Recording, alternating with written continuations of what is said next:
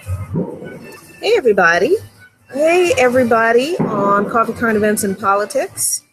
This is Jacqueline Luqman, and I am taking advantage of the last 50 minutes, I hope, of light I have out in our backyard. I'm just enjoying a Sunday afternoon, relaxing, taking the opportunity to do that because honestly, we've been really, really busy the past few months, and it has been truly crazy. And I've been really having a good time um,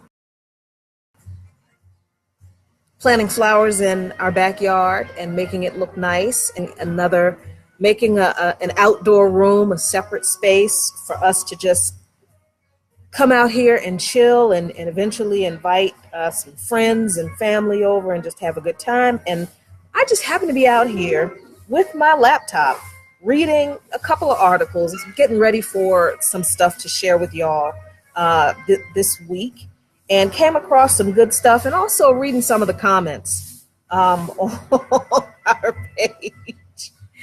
And listen, normally, what's going on, Trucito? Normally, we don't do shout outs or call out, whatever you want to call them, videos. We don't do that kind of stuff because there's too much real work for us to do to waste our time doing that. I just thought it was really interesting the kind of attitude some people have when it comes to social media sites sharing information that they don't like or that they don't agree with. And it blows my mind because, see, social media is free. Nobody is asking you to be here. You're not paying admission, and you're not paying our mortgage. You're not paying our light bill. You're not paying our Verizon bill. You don't have to stay. And as much information as we provide, we understand that not everybody is going to agree with everything we put out there. But I just think it's hilarious that people will spend days coming onto anybody's page and refuting facts and data because they don't like what the facts and the data say. And instead of just saying, well, all right, I don't agree with you, and I'm just not gonna, entertain in a conversation with you, these people will come on your page and argue with facts. They think they're arguing with you, and they're really trying to get you to see their point of view, which is only based in their particular experiences. But really, what people are doing are arguing with facts, which is, listen, every once in a while, we'll talk about our opinion on things here in Luqman Nation. But we always start with facts. We always start with research that we do. And sometimes we're surprised by what we find. Sometimes what we research, what we find is the opposite of what we think it should say. And we'll admit that. We'll admit, we had this perspective on something, but after we did the research, we found that maybe this is true, or maybe this is another aspect to this discussion or this issue that we hadn't thought of. But it's amazing to me how people will come on this page, and we've seen people do it on other pages too, and they will just talk about how they know this group of people, and because they know this group of people, then all of this other data about 40 million Black people in this country isn't true. Like, people who come on the page and say because they have Black neighbors and they work with 2 Black people who seem to be doing well, then all of the data that points to this enormous racial economic gap, the racial income gap, and the racial wealth gap, it just doesn't exist because of the 6 Black people these 3 white people know. It's amazing to me how insistent people are with their false narratives on life for people they don't know anything about. But they are absolutely sure, because of the one Black guy who's married into their family, They know all about Black people and all of the economic data that points to an enormous income and wealth gap, especially between Black men and white men. It's smaller between Black women and white women, but the racial income and wealth gap between Black men and white men, it's a chasm. But it doesn't matter how much data, how many studies, how many articles, how much proof, how many facts you provide to people who insist that because they have Black neighbors and they know some Black people, that those things are not true. And honestly, you can't argue with these people. There's no reasoning with people who think this way, because these are people who see all of life and everyone's experiences from their narrow, limited experiences of who they know and what they understand and what they see in their very limited travels in their personal life. You cannot argue with people like that. So we don't. We really do not. We engage with people on our page as much as we can. But when we see that people are just stuck on their narrative based on their personal biases, and I don't mean it's just, I don't mean people who are just like, well, I understand things differently, or I don't understand why these things are this way, or maybe I don't agree with the way you see things. No, I mean literally people who will argue that over semantics, like the terms you use, completely dismiss something like 3 decades or 4 decades of U.S. military intervention in Latin America that has created the so-called immigration crisis that people are wetting their pants over today, and all mad because all the brown people are trying to come across the southern border. According to Donald Trump tweeting today, he said that people are invading our country. That's what he said. I don't even like to call that man's name, but that's what he said. You cannot argue with people who believe that because the military intervention does not equate to like a platoon of active duty servicemen who are called war fighters and are on active duty deployment for combat in a country. They're going to argue that there are no U.S. troops in a country that is surrounded by 70 U.S. military installations. 70. They're going to argue that there are no U.S. troops in a country surrounded by 70 U.S. military bases or installations because those troops aren't classified as war fighters. They're not active duty. They're not classified as combat. If you honestly believe that a country or any region that is surrounded by 70 U.S. military installations, operations, bases, quasi-bases, whatever you want to call them, if you honestly believe that there are no troops in that region that is surrounded by all of these U.S. military outposts, you're an idiot. You're an idiot, and you're willing to be an idiot because admitting the truth that you're wrong means that your narrative, you have to discard that. And I understand people don't want to, they don't want to abandon the narratives that make them feel superior to other people. I understand that. It's hard to admit you're wrong. It really is. We've done it. We've had to do it on Coffee, Current Events, and Politics and Luqman Nation. We have posted stuff that has been incorrect, and we've had to do the research and admit, oh, dang, that was wrong. We should have researched that. That was wrong. We're sorry that we provided incorrect information. To err is human, right? And I don't care. And yeah, I am picking on what somebody posted. I absolutely am. I don't care what you say your IQ is. First of all, this is social media. So this is why we don't get on Luqman Nation and tell people how they should think and what they should do And we don't set ourselves up to be the experts on anything because it's social media. People are anonymous. People can say and do all kinds of things that nobody can prove. So nobody over here in Luqman Nation is impressed by anybody posting on any of our content that they've got an IQ of 140 and they've done this and they've done what? First of all, we don't care. Second, how can we prove that? And it's interesting that the very same people who do this, when we challenge their false narratives, they come on here and they talk about their qualifications and how their expertise and their intelligence. They're the very same people sitting on here talking about, well, who are you and what do you do for a living?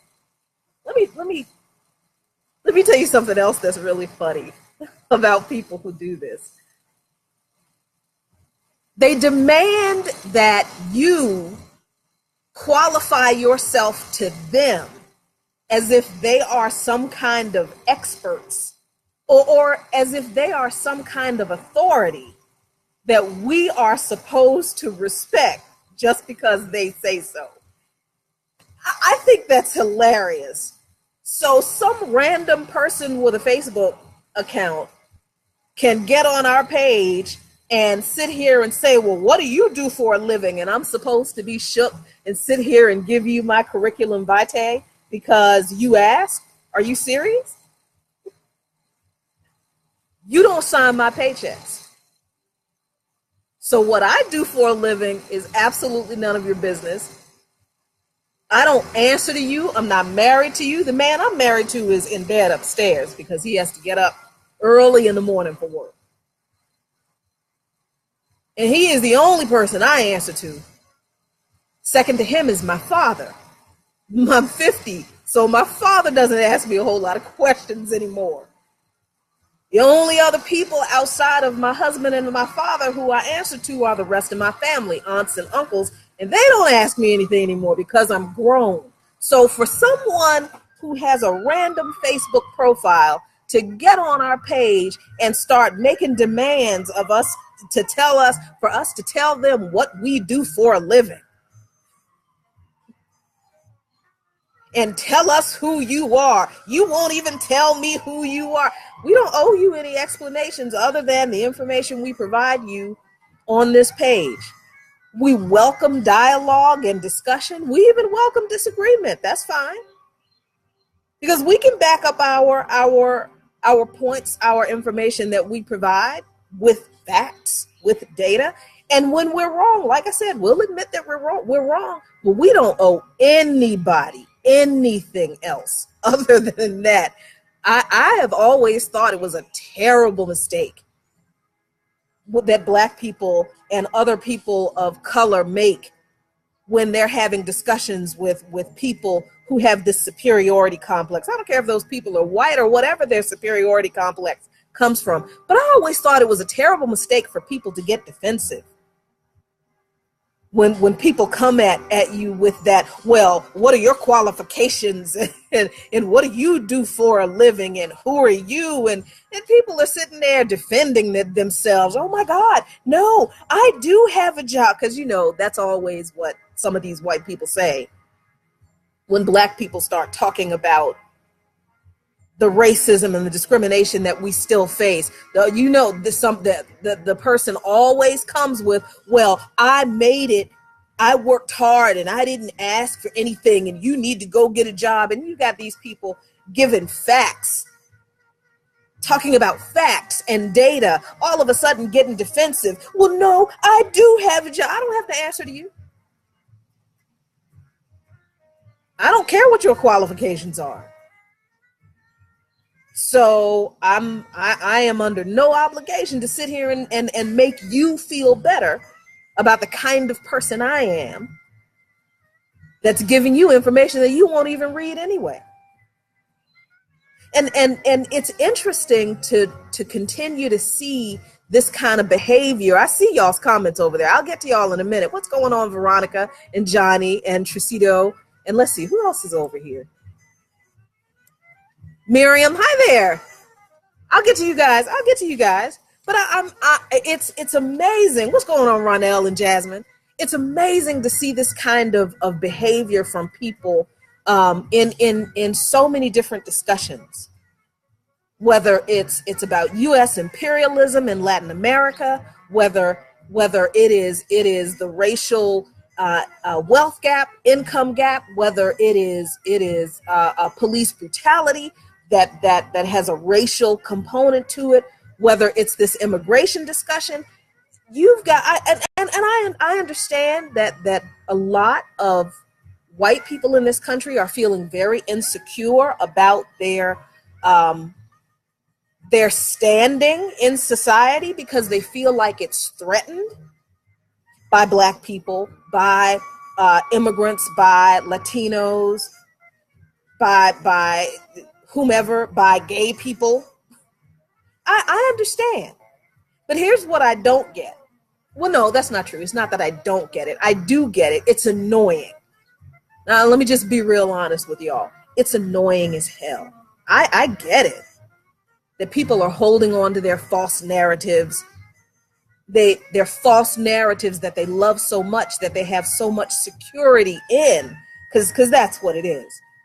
These false narratives these people hold on to gives them a sense of security. It gives them their identity, because the lies that they've been told in these false narratives tell them that they are the special chosen people who built and created this country and made it what it was. That is a false, that's what made it what it is, rather. That's a false narrative when it comes to European immigrants. And I do mean immigrants, because a lot of people who are claiming American exceptionalism and rugged individualism and screaming America first and talking about how Black people want handouts, or how the gays are destroying our moral fiber, and how the immigrants are invading our country and they're taking it over. They are believing lies that they've been told about their own ancestry in this country. Let me tell you what I mean. Exactly, Johnny. We talked about this the other night in our show, that unless you are a Native American or a native-born descendant of African slaves, everybody else in this country are immigrants. Everybody else. So let me try to show you what I mean. And if I can't share this, I'm going to read it, but I'm going to try to share it. I'm not sure that I can. Doesn't look like I'm going to be able to share it. But okay, so I'm going to read this to you, and then I'm going to give you the link to this article. As a matter of fact, let me put it in the comments right now so that you guys can read along with me. I found this fascinating, this article. There you go. There's the link to the article. You can see it's from Irish Central, so it's not something that Jacqueline created. Abdus didn't create it. It is from an Irish news source. And the article, I love the title. It says, "Think your ancestors came here legally and quote, end quote, think again." And we talked about this on our show the other night. And I just said a second ago what we said the other night, that every European immigrant, every white person who claims that their parents came here as immigrants and they waited their turn and they did it the right way, and their grandparents and their great grandparents came with nothing and they worked their way up and they did it the right. No, they weren't. They were almost all of their grandparents were undocumented immigrants. Irish Central proves that with the data.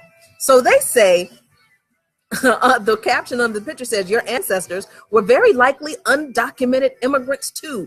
Now, these are the Irish people saying this.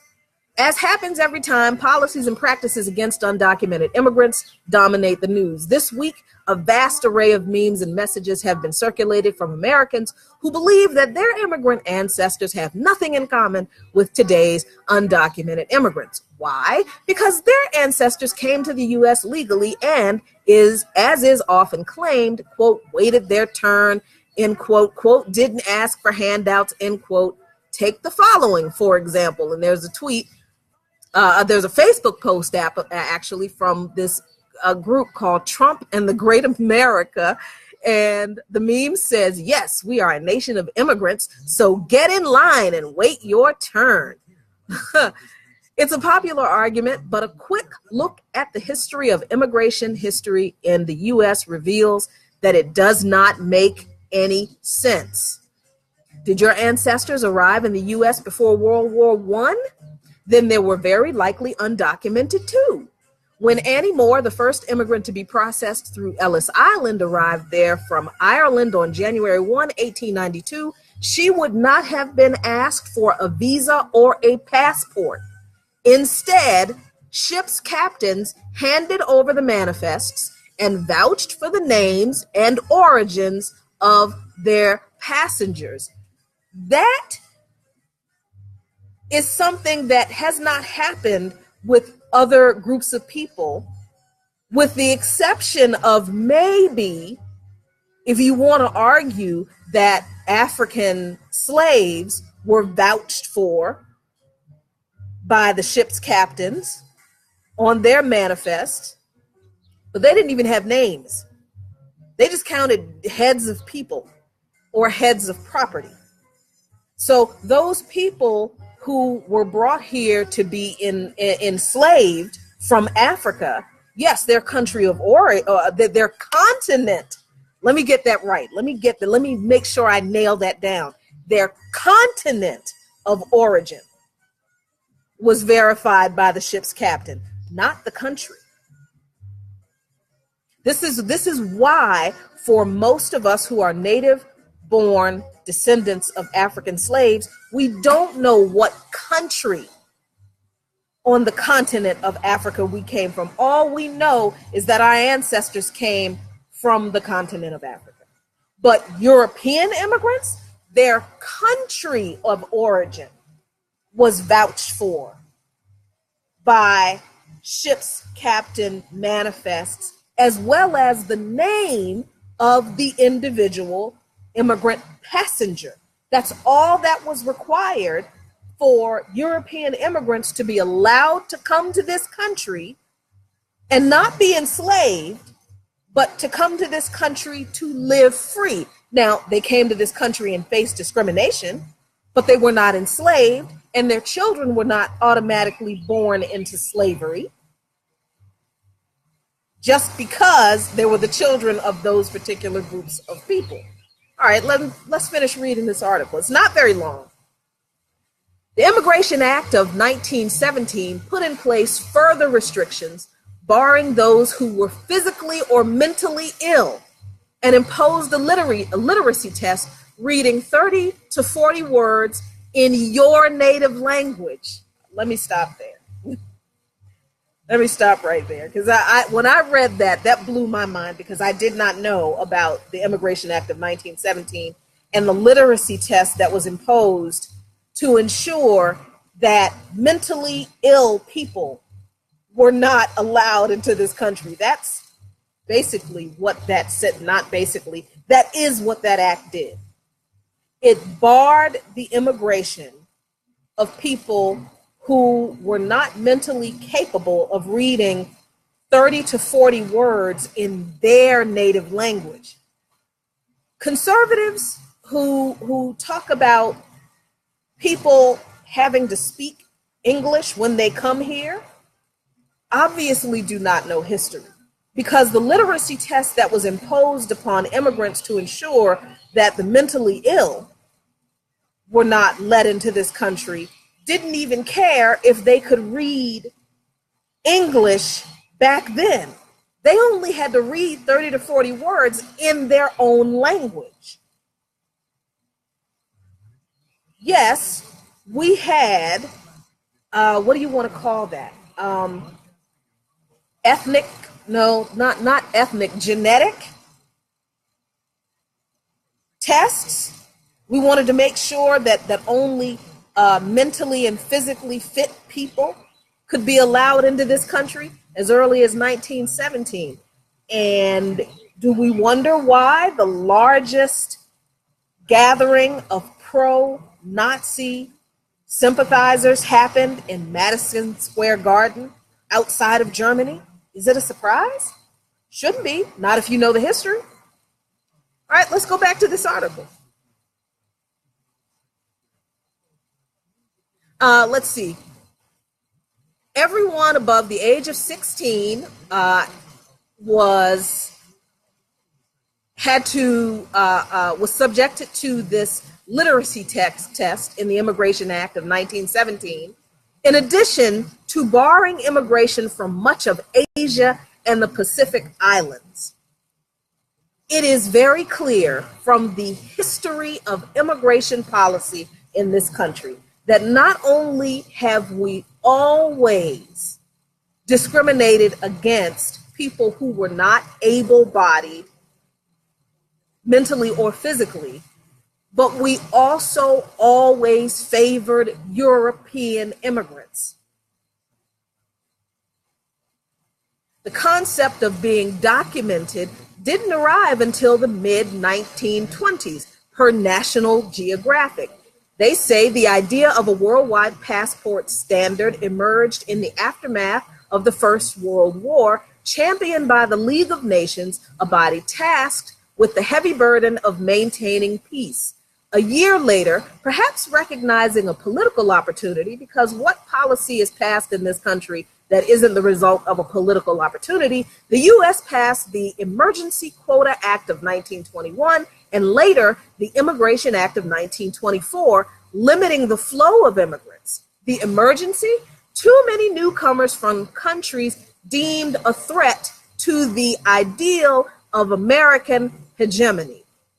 How to identify an immigrant's country of origin? By a newly minted passport, of course. More, a hero to so many, is also a classic late 1800s example of chain migration. Nobody ever knew what chain migration was until this president talked about the evils of chain migration. Now you got all these conservatives who don't know the history of immigration at all, talking about chain migration all the time. But chain migration is actually how many of the ancestors of these very same white conservatives got to this country, undocumented, without any kind of impediment or resistance in the first place. Irish Central says when Annie Moore arrived from Cork in Ireland with her two younger brothers in tow, it was to reunite with her parents, siblings, and other family members who had already made the journey to the U.S. As genealogist Megan Smoleniak, who discovered Annie Moore's real tragic fate after decades of mistaken identity, points out, they had no trouble joining their parents. There's a tweet from Megan Smoleniak, and she says in the tweet about Annie Moore, the first immigrant to arrive at little brothers Anthony and Philip, she was 17, welcomed with much fanfare, and immediately reunited with the rest of her family. The first widely restrictive legislation came with the National Origins Act of 1924, which established visa requirements and regional quotas with especially restrictive measures for those from Asian and Eastern European countries. However, many hopeful immigrants continued to enter the U.S. illegally, even in spite of the 1924 National Origins Act being passed during this time, something the U.S. eventually acknowledged and allowed for. As noted in a Philadelphia Inquirer article on the same topic, quote, responding to the nation's large number of undocumented immigrants, the federal government implemented the 1929 Registry Act, which allowed them to register the undocumented immigrants, which allowed them to register as permanent residents for $20 if they could prove they had lived in the country since 1921, just 8 years, and were of, quote, good moral character, end quote.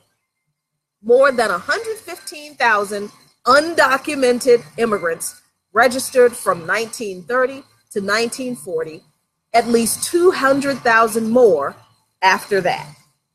In short, comparing what it meant to immigrate to the U.S. back in the 1700s, 1800s, and early 1900s to the requirements for immigration today is comparing apples and oranges, or maybe even apples and a porcelain orange figurine from the Edwardian era. Irish Central says if your family has been in America for generations, your original immigrant ancestor was essentially crossing an open border and had a more than 98% chance of being admitted to the U.S. and an easy enough pathway to becoming a naturalized citizen. That is from Irish Central, a source that we did not create. It's not a Luqman Nation source. The link to the article, thank you, Jacqueline, eugenic. That's the word I was looking for. I had a brain fart because I was watching the birds at our bird feeder back here. Just the link to that article is in the comments, but when this stream is done and it's processed, I'll put the link in the description for everybody to see. Like I said in our show the other night, you can go back and see it. I think that was on Thursday night. Thursday night we aired that show on immigration. From 1500, the first colonies in this country, to 1929, and really up to 1965 when the Immigration Act was passed that focused more on Latin American, Central American, African, and Middle Eastern countries than it did European. From the 1500s to 1965, European immigrants have basically benefited from an open border policy into the United States. So for the descendants of these people who came here with no documentation, with no papers other than the price of the ticket to get onto the ship in steerage next to the furnace and the goats, for the descendants of those people to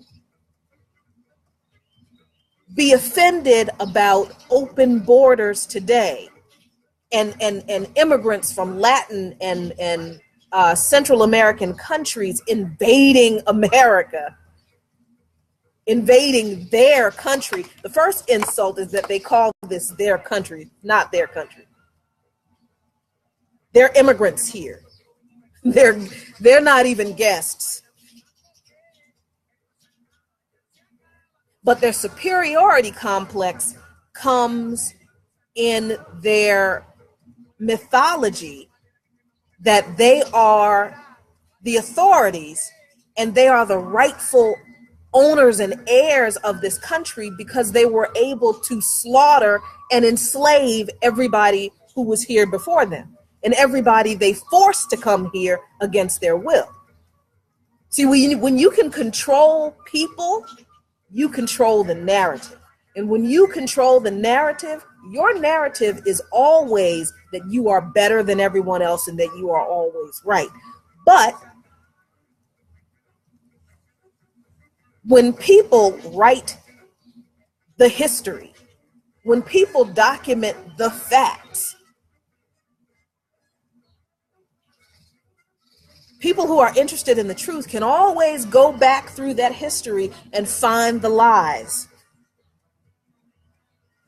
And now, because we live in this wonderful era of social media, it is easier. It is much easier than it used to be to combat these lies, at least to put the truth out there and use the very narratives these people claim and try to use them as weapons against other people. We can use these very same details in history and expose the truth. Because these very same people always talking about Ellis Island and how their great grandparents and grandparents came to Ellis Island with nothing except for the clothes on their back.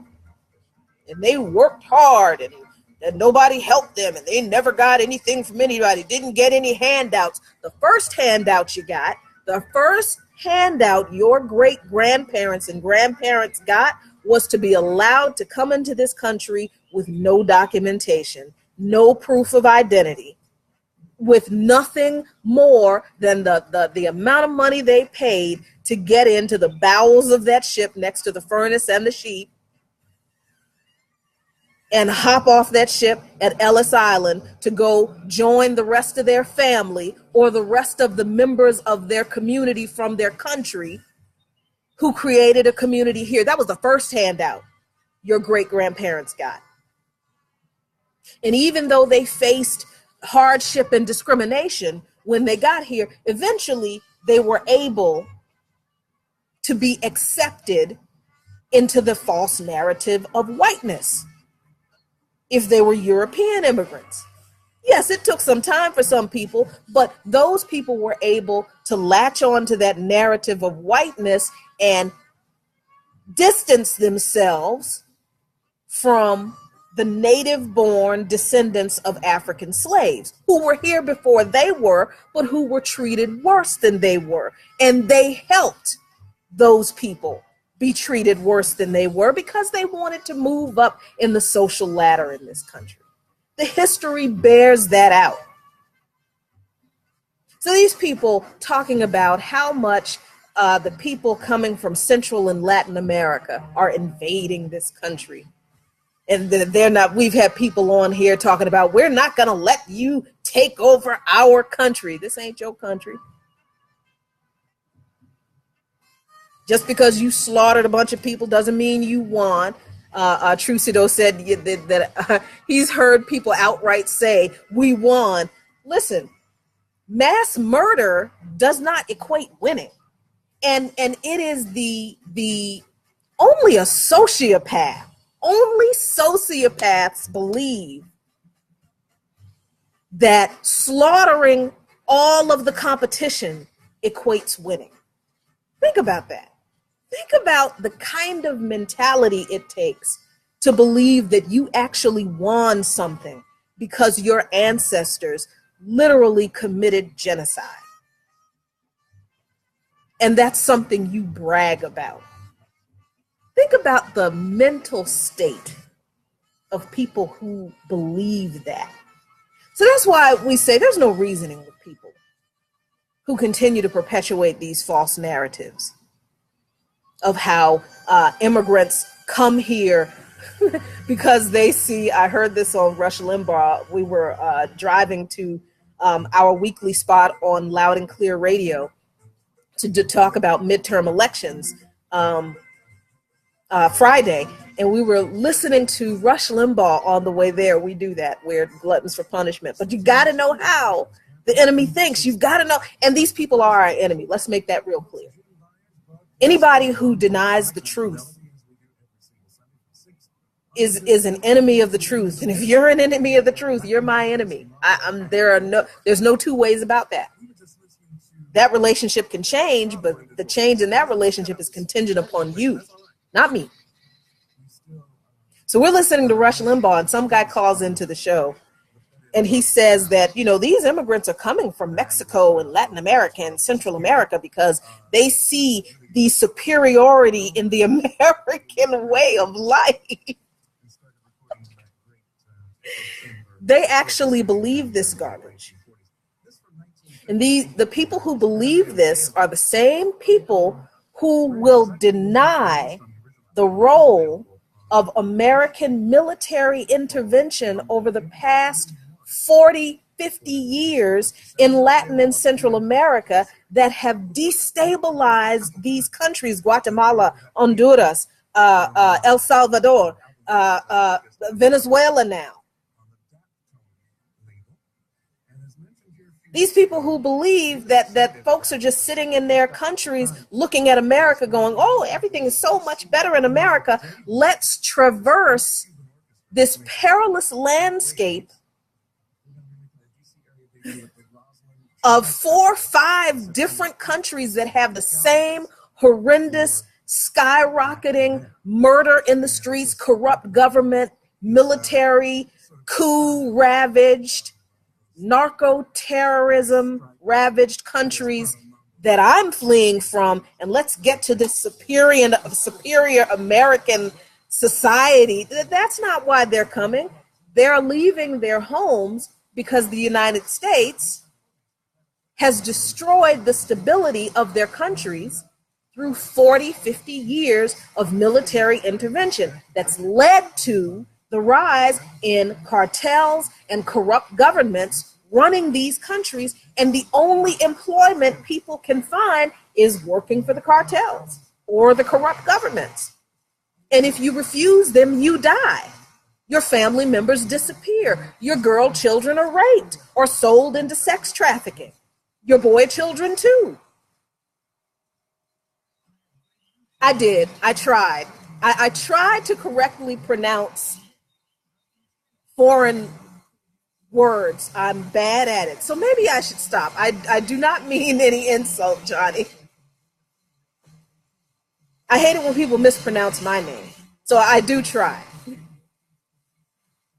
So the very people who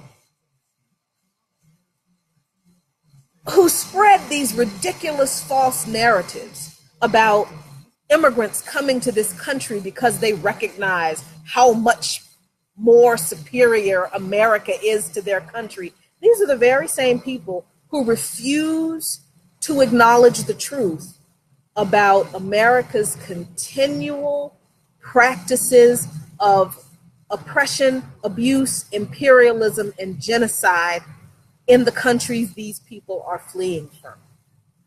And you literally cannot argue with people who will deny the truth.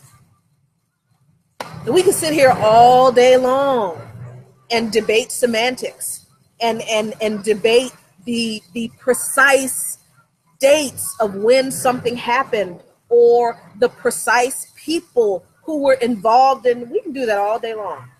But those details don't negate the fact that people are holding on to their false narratives to avoid the truth of what's really going on domestically and abroad. And it's their false narratives that give them this sense of superiority, where they believe that they have a right to demand of people who do not agree with them that we have to answer to them. I know a lot of the history, not all of it. I don't think I'm ever going to know all of the history of what this government has done to people in this country and around the world in our name with our tax dollars. I'm probably never going to know all of the history, but I know enough of it to know that the idea of American exceptionalism is a lie, with the exception of America is exceptional at genocide, at oppression, at crafting a pretty narrative to cover those things up, and at being offended when people question that narrative. Those are the things America is exceptional at. And it is going to take Americans who are standing up to the people who are pushing these false narratives and the policies behind them. What's going on, Stevie? It's going to take more Americans who are standing up against these people in everyday ways, like the restaurant owner of the Red Hen restaurant in Lexington, Virginia, who asked Sarah Huckabee Sanders and her group of folks to leave her restaurant because they employ gay people and Latinx people. And she felt that it was morally wrong for her to force her employees to serve someone who has no respect for the people who work for her restaurant. It's going to take more people more of everyday Americans in everyday walks of life, like the people who stood up against the woman who called the police, the white woman who called the police on the black people having a cookout at Lake Merritt. It's going to take more people, more Americans who stand up against this false narrative that these people are pushing in order for us to change this narrative. It's going to take more of us online, not continuing to entertain these ridiculous false narratives these people push in their superiority complexes and their offense at having their little narrative bubble burst. And we just need to leave the facts where they are, and what people do with them, that's up to them. If it causes their panties to twist in a bunch, then they're going to have to sit with those panties. It's not my job to untwist them. So let me look at some of you guys' comments. Miriam said, I love hearing accents and dialects from around the world. I do too, actually. I do too. It saddens me to see them going by the wayside. This is why I don't agree that people who come to this country have to assimilate. Assimilate means that it's like the Borg. They want to turn everybody who comes here into the Borg. We're not a melting pot. We're a salad bowl. And I like salad. Salad is great. You get all the different flavors in the salad bowl, and they all remain different flavors, and the radishes don't have to taste like the tomatoes, and the tomatoes don't have to taste like the olives, and the olives don't have to taste like the lettuce doesn't have to taste like the capers don't have to taste like the cheese.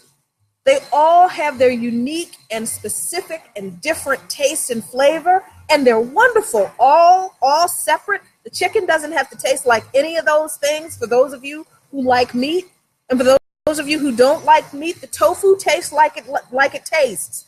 I don't like tofu, so I don't have a lot of good things to say about tofu. I'm just saying.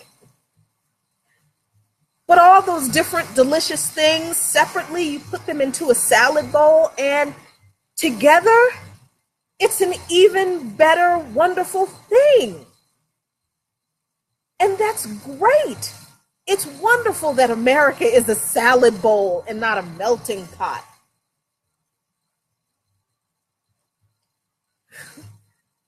So no, I don't agree in assimilation. I know that what people want is the destruction of unique cultures in favor of people adopting this fake American culture that really is based on, like I said, false narratives, the false narratives of a fake history and nationalism. Why would we want people to give up the richness of the cultures that they came from? I love hearing the stories of what people's lives are like. Their ancestors were like in Poland and Ireland, in Italy, and in the different regions in northern Italy and southern Italy, Morocco and Lebanon and Palestine and Ghana, the Ivory Coast, and I love hearing stories about how people's cultures and traditions are different based on where they come from and where their families are from. I think that's beautiful. And I think it is beautiful that we can come to this place and be those different people and bring those differences and bring that richness and also be one people without having to say, I leave those things behind for this new thing called Americanness. No, unless Americanness is based on the respect of all of our uniqueness and the inclusion of all of our uniqueness in this one land, then Americanness it's BS. It's nationalism, and it's a false nationalism based on a Eurocentric standard that excludes everybody who is not European, of European ancestry. That's what the system is based on. That's not what we want to continue. Stevie says people that speak more than one language tend to be more intelligent. This is true. Studies have proven that. Speaking more than one language is good for the brain. We should celebrate other cultures, not whitewash them or destroy them. The accent from the Ivory Coast, Miriam, is just beautiful. It really is.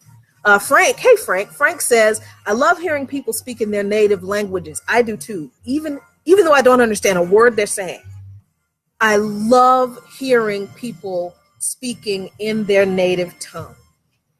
I just think that is such a fascinating aspect of the human existence, and of the ability of humans to adapt, right? That we can speak one language from where we are originally from, and that we can go to another place and we can learn another language to communicate with an entirely different group of people. I think that's fascinating, that human beings have such a seemingly unlimited capacity to learn and adapt to other people, to other surroundings, to other cultures. I think that's fascinating.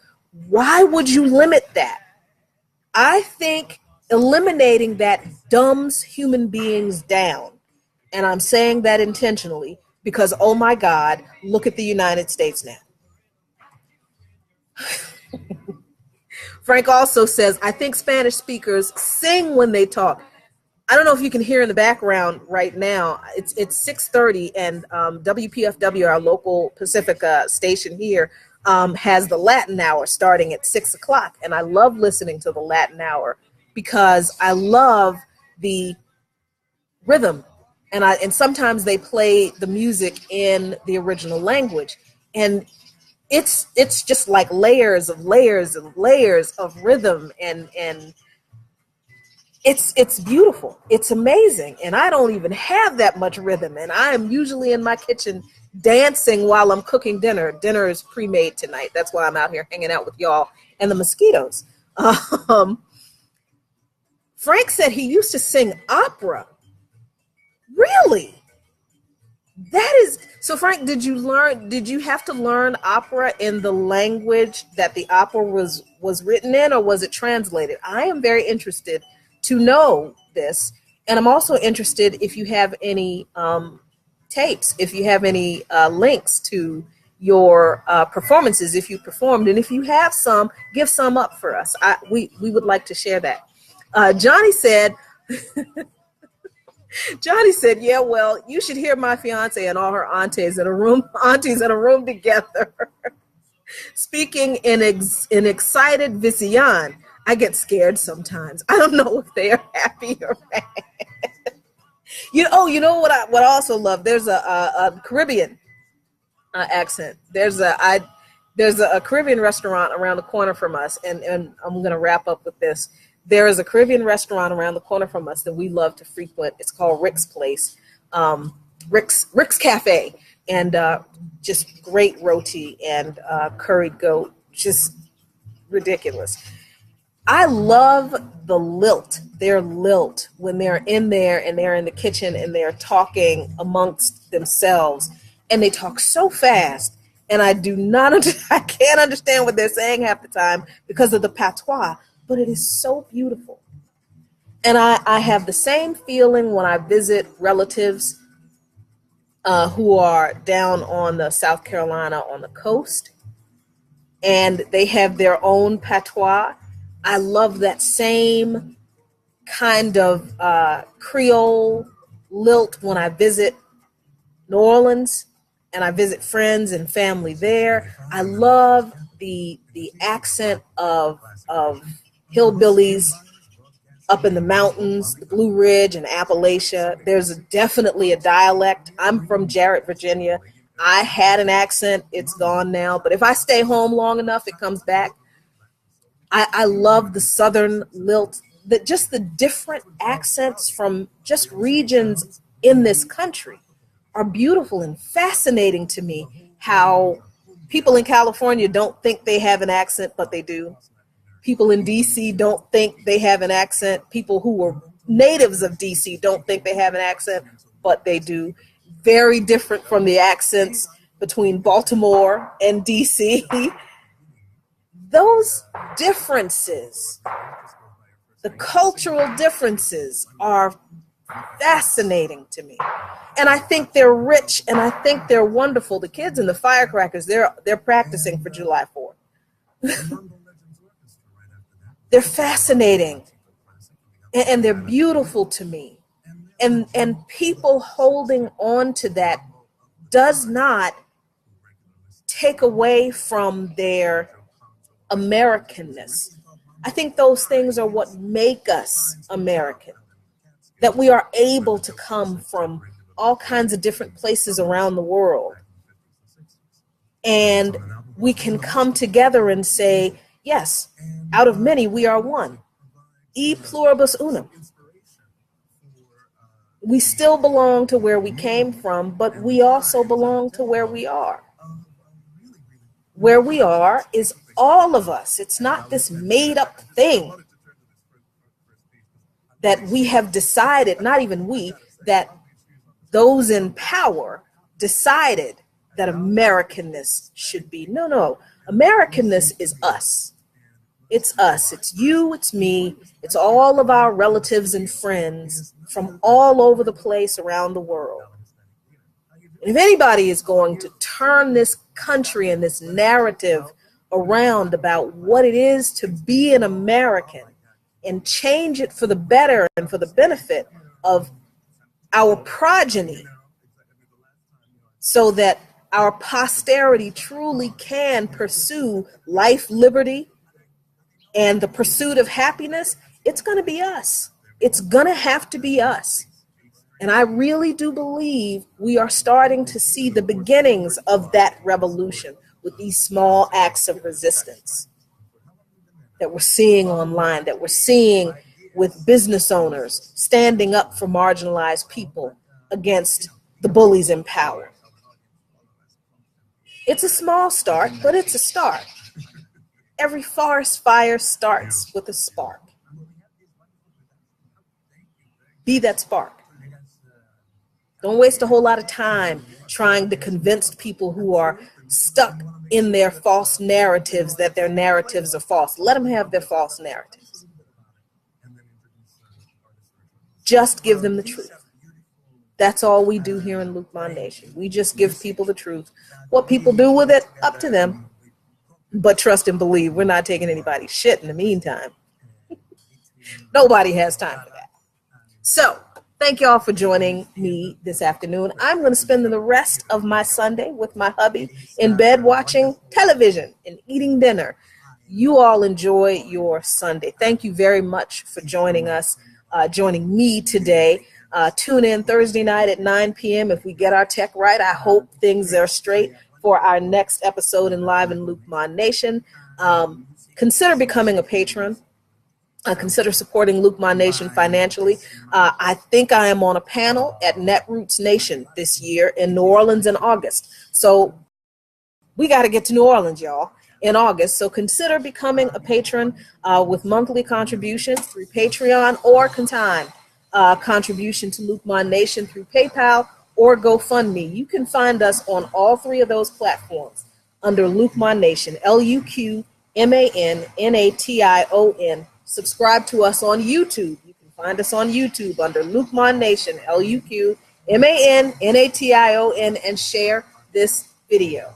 Thanks so much, y'all. Have a great Sunday. As always, be very good to each other. Peace.